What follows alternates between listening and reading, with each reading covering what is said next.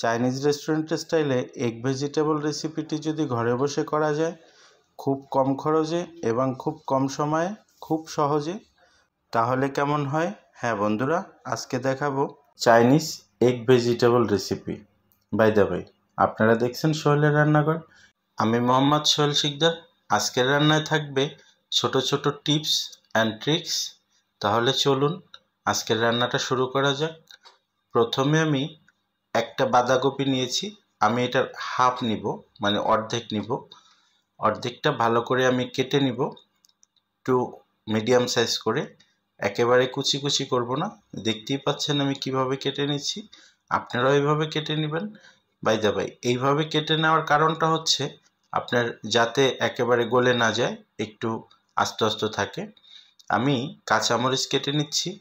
পেঁয়াজ আমি আগেই কেটে নিয়েছি গোল গোল করে, তো দেখতেই পাচ্ছেন। আমি 2টা ডিম নিয়ে নিচ্ছি।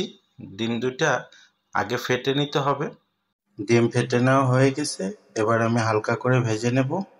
তো কড়াইতে গরম তেলের মধ্যে ডিমটা ছেড়ে দিলাম, দিয়ে হালকা নেড়ে চেড়ে ভেজে নিব। অবশ্যই কড়া করে ভাজবেন না, কড়া করে ভাজলে কিন্তু টেস্টটা নষ্ট হয়ে যাবে।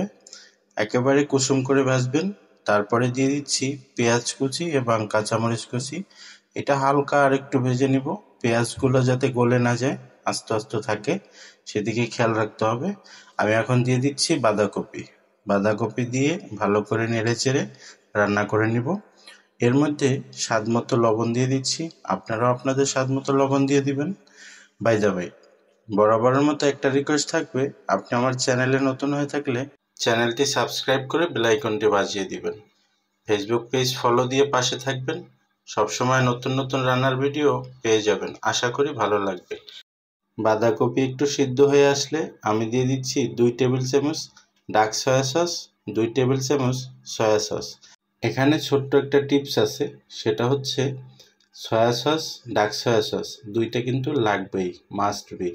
এই 2টা ছাড়া কালারও আসবে না, খেতেও ভালো লাগবে না। তো দেখতেই পাচ্ছেন আমার রান্না মোটামুটি শেষের পর্যায়ে।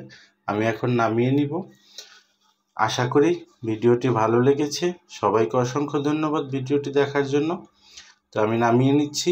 একেবারে লোভনীয় একটা কালার, আর দেখতেই পাচ্ছেন চাইনিজ রেস্টুরেন্টের মতোই হয়েছে।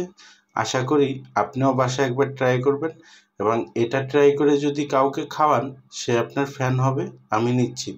খেয়ে প্রশংসায় তো ভাসাবেই আপনাকে। বরাবরের মতো আরেকটা রিকোয়েস্ট থাকবে, আমার ভিডিওর মধ্যে কোনো ভুল ত্রুটি থাকলে দয়া করে কমেন্ট বক্সে জানাবেন।